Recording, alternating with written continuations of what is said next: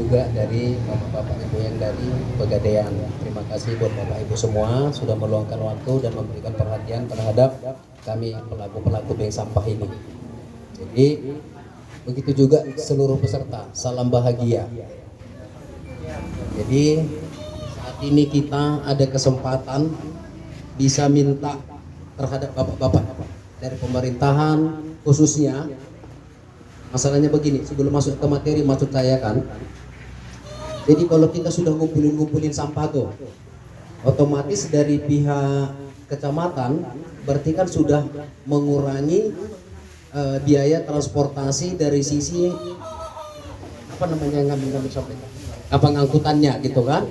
Nah maksudnya di sana karena kebetulan bapak ini saya lihat sangat perhatian. Jadi di sini maksudnya gini, suatu saat nanti kalau udah kita kumpulin sampah buang ke bank sampah yang di sini, artinya Pemko ini kan terbantu nih.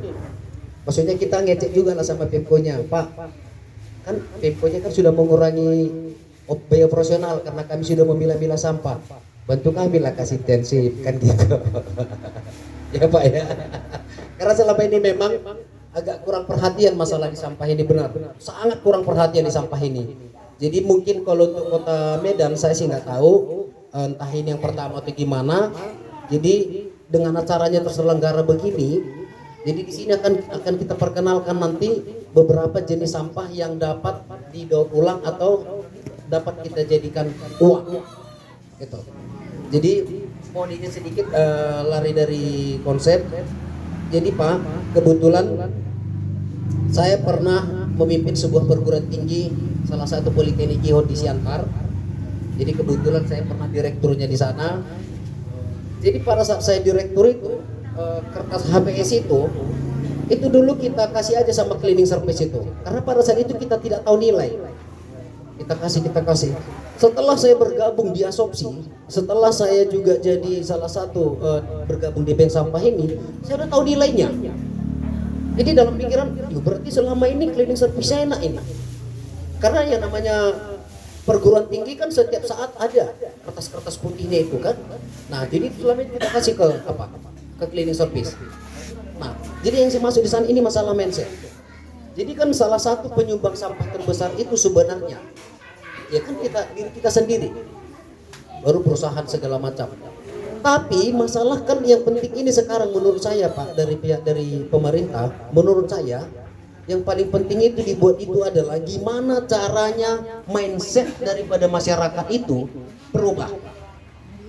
Makanya seperti moto hidup saya itu jangan membenarkan yang biasa, tapi biasakanlah yang benar. Gitu. Nah, sebagai salah satu contoh saya bilang Pak, masalah mindset. Ya, ini lari sedikit, tapi ini masalah mindset, masalah pola pikir ini. Kita di rumah tangga, ibu-ibu di rumah tangga, ya, pastinya beli cabai kan, beli cabai, baru sayur, bawang.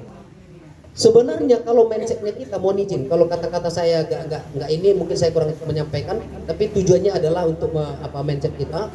Kalau menurut saya, kalau benar-benar kita memang punya mindset yang baik, mestinya untuk kebutuhan rumah tangga, cabai, bawang, sayur, mestinya itu nggak boleh beli. Kenapa? Kita kan ada pot-pot bunga kan, ada pot bunga ember-ember apa segala macam. Nah, satu rumah tangga menanam 5 pokok cabai rawit aja, ya, saya rasa kita nggak beli cabai lagi. Ya, minimal kebutuhan sehari-hari lah. Lain kalau ada acara ya. Nah, begitu juga sayur-sayuran, begitu juga bawang. Nah, ini kami lakukan dulu penelitian di Siantar waktu saya direkturnya, hampir 100% tidak ada melakukan ini. Padahal tanda kutip ekonominya menengah ke bawah. Ya kalau memang orang-orang yang berduit kita urus, nggak open ya Pak ya. Artinya ada pajak segala macam. Nah kalau kita di rumah-rumahan ini kan bisa 5 pokok aja cabai di dalam satu rumah. Berarti logikanya kalau untuk kebutuhan sehari-hari berarti kita kan nggak beli cabai lagi, cabai rawit lah ya. Karena kan tanpa musim dia terus aja dia. Nah sayur-sayuran pun sekarang kan ada kangkung akar, bayam juga, baru bawang. Karena ada sekarang ini kalau kita isi ulang aqua, kan sekarang ini kan nggak laku itu yang mata satunya Pak, yang mohon maaf di bawahnya itu titik, bukan garis. Kalau yang garis kan laku tuh. Nah kalau yang titik itu kan nggak laku tuh, itu kan jadi sampah. Nah kenapa nggak kita rombak itu jadi pot? Ya boleh sih nanam bunga sih boleh, tapi kan lebih bagus lagi nanam cabai.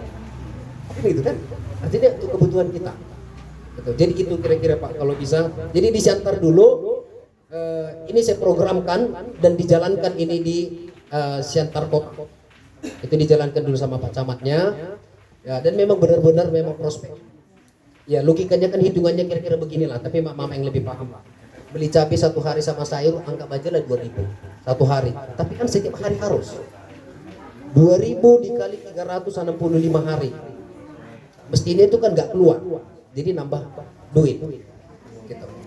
Mungkin kecil, tapi ingat kadang-kadang kita mau kecil-kecil ini kita kesampingkan gitu kan.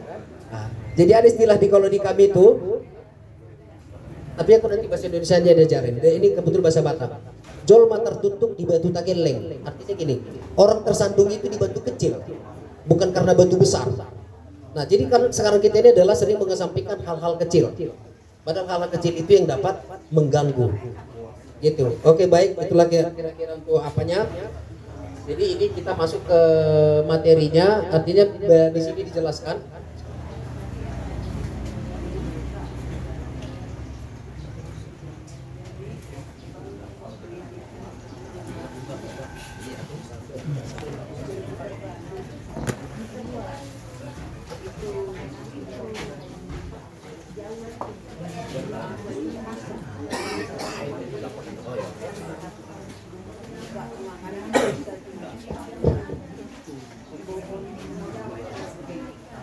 Nah, jadi tapi masih banyak di sini yang sebenarnya secara kita masyarakat langsung masih banyak di sini yang sebenarnya paling banyak itu kita hasilkan itu belum ada saya lihat. Contoh plastik atau kantongan itu kresek itu kan. Nah, itu kan paling sering itu kita gunakan itu. Jadi biar Bapak Ibu tahu, plastik kresek itu atau asoy itu kalau bahasa di apanya sih asoy. Tapi kalau bahasa di pabriknya HD. Ya. HD asoy ini dia.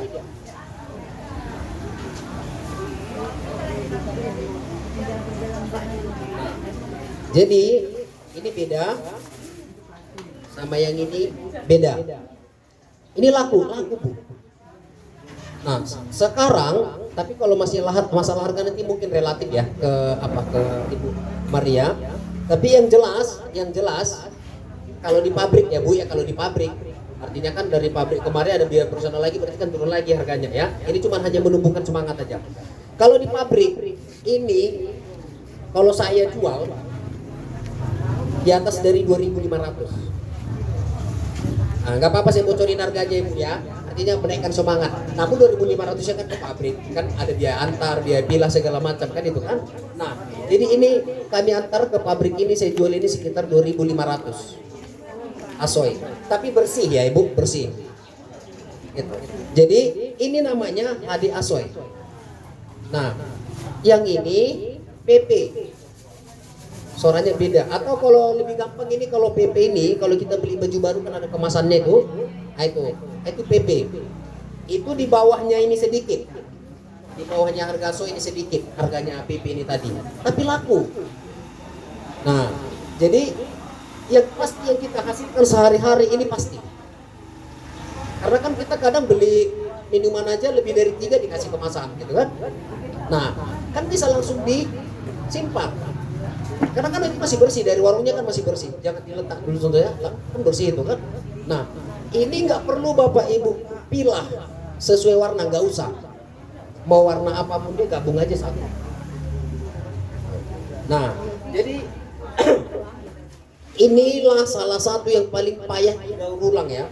Ini artinya payah terurai ya Pak ya, payah terurai gitu. Jadi ini tolong kalau bisa segera sekarang ini kalau ada belanja apa segala macam langsung disimpan gitu kan, nanti setor ke Ibu bank sampah. Nah baru yang ini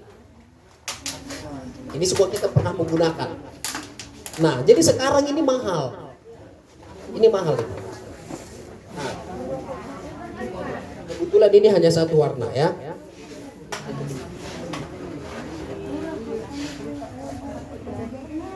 Nah, ini kalau bahasa pabriknya adalah